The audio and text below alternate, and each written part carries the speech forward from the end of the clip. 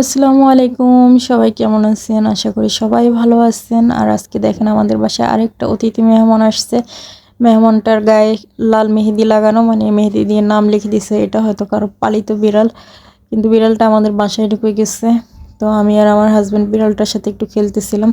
প্রথমে এটাকে পা দিয়ে জিজ্ঞেস করতেছিলাম, পরবর্তীতে হঠাৎ মনে হলো যে আরে না, পরবর্তীতে কেউ আবার মাইন্ড করতে পারে। পরবর্তীতে এটারে হাত দিয়ে খুব সুন্দর করে আবার আদর দিতেছে, আর এটা খুব সুন্দরভাবে আদর নিতেছে। আদর নেওয়ার পরে আবার মনে মনে ভাবতেছি এটা আবার পোষ মানি যাবে না তো, কারণ বিড়াল খুব সহজেই পোষ মেনে যায়। আর বিড়াল পালাটা অনেকটা ধৈর্যের ব্যাপার, আর এই বিড়ালটার গায়ে অনেকটা পোকা ছিল, তো সেজন্য ওরা এত বেশি একটা আদরও করতেছি না। কারণ আদর করলেই ও আমার বাসা চিনে যাবে, আর আমার বাসায় প্রতিদিন এসে জ্বালাবে। আর আমার বাসায় যেহেতু ছোট ছোট হাঁস মুরগি আছে, ওগুলো খেয়ে ফেলবে, তো সেজন্য ওরে ওইখানেই বিদায় জানাই দিছি। আর আজকে আমার অনেক কাজ করা লাগছে, মানে হাত পা 4টা কাজে লাগাইছি, চোখ নাক সব একসাথে। তো সবার আগে থালাবাটি ধুয়ে এখানে ভাত বসাই দিছি। তো ভাতও অনেকটা ফুটে গেছে, আর ভাত রান্নার ফাঁকে আমি অনেকগুলা কাজ সেরে ফেলছি। আর বাজার ছিল না আজকে, ফ্রিজে কোনো সবজি ছিল না। আর জামাইরে আমি পই পই পই পই করে বুঝাই দিছি যে সবুজ কালার কোনো সবজি আনবা না। এগুলা খাইতে খাইতে আমি টায়ার্ড হয়ে গেছি, যেমন লাউ, চাল কুমড়া, লইব্যা, তারপরে আরও যত সবুজ কালার সবজি আছে। গাছের ঝিঙা তো খাইতেই আছে, এটা তো আল্লাহর নিয়ামত, খাইতেছি। কিন্তু টাকা দিয়ে কিনে কেন আমি একই রকমের সবজি বারবার খাবো? কতক্ষণ জামাইয়ের সাথে বার্গেনিং করলাম, বার্গেনিং করে সে আর কি, সে যেমন কাজ তা করে চলে গেছে।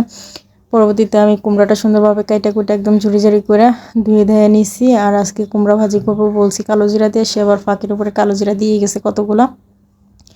তো দোকানের জিনিস একটু হিসাব কিতাব কমই করা লাগে আমার। তো যেমন কালো জিরা পাইছি, আমিও মুঠ ভরে দিয়ে দিছি তেলের মধ্যে। তো প্রথমে শুকনো মরিচ বাগার দিছি, তারপরে কালো জিরা দিছি, তারপরে পেঁয়াজ মরিচ যা যা লবণ লাগে ওগুলো সব দিয়ে দিছি।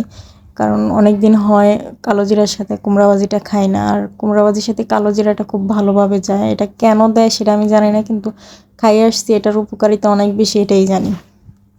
আর কালো জিরা হয়েছে মৃত্যু ব্যতীত সব রোগের ওষুধ। তো কালো জিরা খাওয়াটা অনেকটাই ভালো। আর ছোটোবেলায় একদমই কালো জিরা খাইতে পারতাম না। কালো জিরা খাওয়ার জন্য অনেকটা জোর করতো, যখন কাজির ভাত রান্না করতো, কালো জিরা ভর্তা করতে, এই জিনিসটা আমার সবচেয়ে বেশি বিরক্তি করছিল। আর এখন কাজির ভাত ভর্তা, কালো জিরা ভর্তা এগুলো অনেক মিস করি। এগুলো আমি বানাইতে পারি না, খাইতেও পারি না। বানাইতে পারি না তা না, আমার অলসতার কারণে আমি বানাই না। তো এখানে কুমড়া ভাজিটা আমি একটু লাইড়া চেড়ে তারপরে ঢাকনা দিয়ে দিয়েছিলাম, আর মাশাল্লাহ সবগুলো সমানভাবে একদম সিদ্ধ হয়ে গেছে। আর কুমড়া ভাজি বেশি একটা লাড়তে হয় না, লাড়লে এটা ভেঙে যায় একদম, মানে কি বলে হালুয়ার মতো হয়ে যায় আর কি, ওরকম হয়ে যায়। তো আমি হালকাভাবে লেড়ে আবার একটু ঢাকনা দিয়ে দিব আর একটু মজানোর জন্য। এই দেখেন একদম প্রপারলি মজে গেছে, একদম সুন্দরও লাগতেছে। আর খাবার রান্না হয়েছে কিনা এটা আপনি কিভাবে বুঝবেন? যখন খাবার থেকে একটা সুঘ্রাণ বের হয়, খাবারের নিজস্ব যে ঘ্রাণটা, এই ঘ্রাণটা যখন বের হবে তখনই বুঝবেন যে আপনার খাবার কমপ্লিট রেডি।